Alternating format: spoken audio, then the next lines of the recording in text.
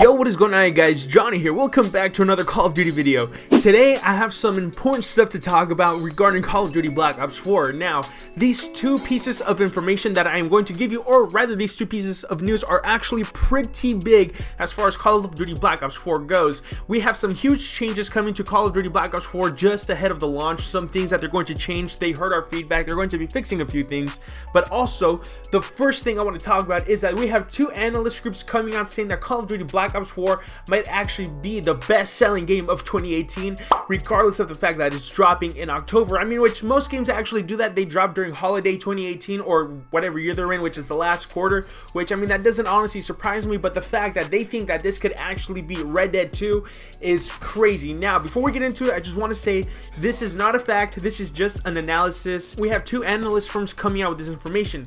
The first one comes from the Wall Street Journal. Now, they're claiming that right now Battlefield 5 is not going to perform as well as they would have hoped, and most of it comes from one thing. Like I said, there being women in the gameplay reveal, people saying that, yo, this ain't it, chief. There was no women in World War II, much less women with robotic arms quick sniping the crap out of somebody in a tank. So people were kind of butthurt about that, which, I mean, I don't get it, but whatever, you do you, boo. Feel how you want to feel. But here's the thing, it probably didn't do too hot because one of the EA execs came out and he did say, if you don't want women in Battlefield 5, it's easy, just accept it or don't buy it. And most of the people who are lashing out against women in the new Battlefield trailer are just uneducated.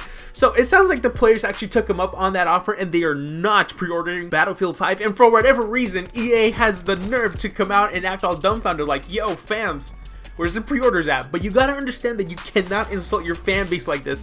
Now, I know that Activision is also guilty of being rather insulting to its player base by hiding a whole bunch of stuff behind loot boxes and all that, but they've never done anything to this extent, pretty much telling their player base, yo, don't buy it, I dare you, which is pretty much what EA did in this case with Battlefield 5. And the next piece of news is that Call of Duty could sell a minimum of 19.4 million units, but once again, this is just a guesstimate. It's a prediction, it's an analysis. Check this out. We have another analyst firm coming out saying that they think that because of Treyarch's strong fan base and because of the brand recognition behind Call of Duty Black Ops 4, or just the Black Ops series itself, they think that Black Ops 4 could sell a minimum of 19.4 million units, which is absolutely just insane. Now, do not take this as gospel. Don't even get all giddy about this, okay? Because as much as I love Call of Duty, believe me, I do. I stuck with Infinite Warfare.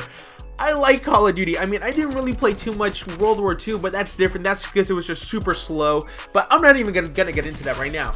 Guys, we can't just sit here and pretend that Red Dead is not a huge franchise as it is.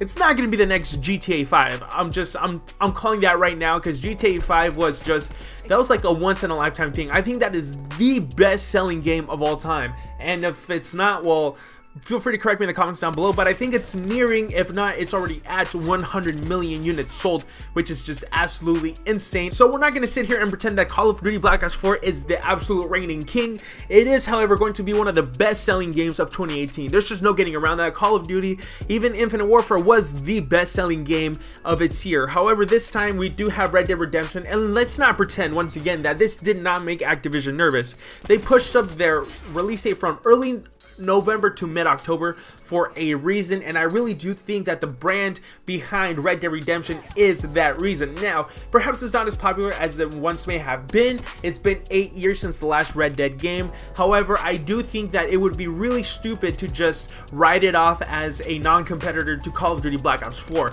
You have to look at every gaming aspects and every gaming demographic when you're talking about the best-selling game. Regardless, I really do love Black Ops 4. I had a lot of fun playing the beta, and I really can't wait to see these changes that they're going to make to it, because I feel they are just going to improve it.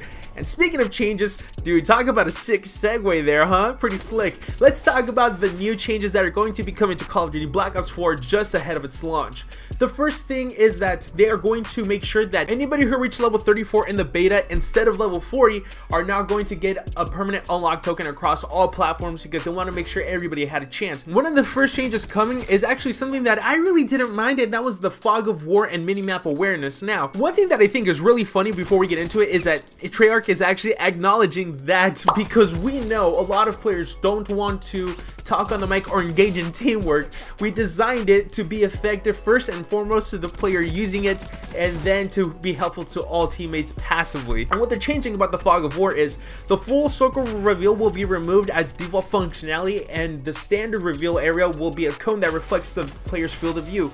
Pretty much you won't have an entire circle around you at all times to reveal what is in front of you or the people who are coming up behind you, which I think is pretty slick. I mean, I actually like this change because there was multiple times where I was running up behind a person, I was trying to shoot him in the head with the skull splitter, and they just turned around because they were able to see me because of that Fog of War. I'm really happy that this is going away, but also the benefit of you seeing people behind you as well is also going to go away with that. But you know what, I absolutely do not mind that. It was not like this before Call of Duty Black Ops 4, and it'll be just fine without it as well. There's actually a lot to read here, so I'm just going to read the most important parts of every changes, and you guys can go ahead and check everything out in the description down below. Everything will be linked right there. The next thing that they're going to fix is actually spawning.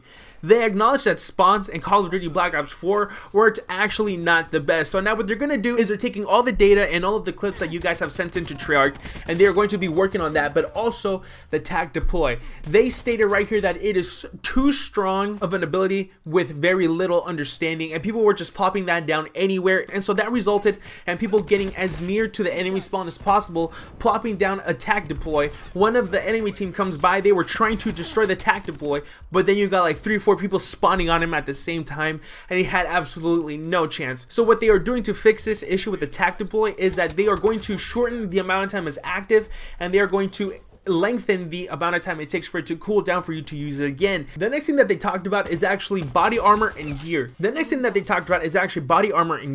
Instead of completely deflecting the damage, the body armor will now just reduce it. So you are still going to be inflicting damage as opposed to no damage for that first shot, and then you kill them. From the initial shot, they are going to be taking damage. It is just going to be reduced, which honestly I think is a great compromise. They already have it in the game. I would have liked for this to just stay in the blackout mode. They ended up bringing it into the core multiplayer game modes, and you know what, I'm glad that they're making these changes, and I'm also really happy that they are listening to us and we're finally getting some communication, not like it was during the reveal and then the beta. There was absolute silence. We got almost nothing from Treyarch. I'm really glad that they're finally starting to communicate with the base. And one thing that I seriously wanted to be in the game, but for whatever reason was not, was actually loadouts in the kill cams. Treyarch did acknowledge that this was part of the design. It just wasn't ready for the beta, but for launch we will be able to see exactly what loadout the enemy had when they killed us, and I'm glad that they're keeping that as a feature. That is going to be it for today's video, you guys. Be sure to go ahead and browse the channel. I do everything Call of Duty, gameplays, leaks, glitches, you admit, I do it all. Like if you liked it, sub if you loved it, and I'll see you guys next time. Peace.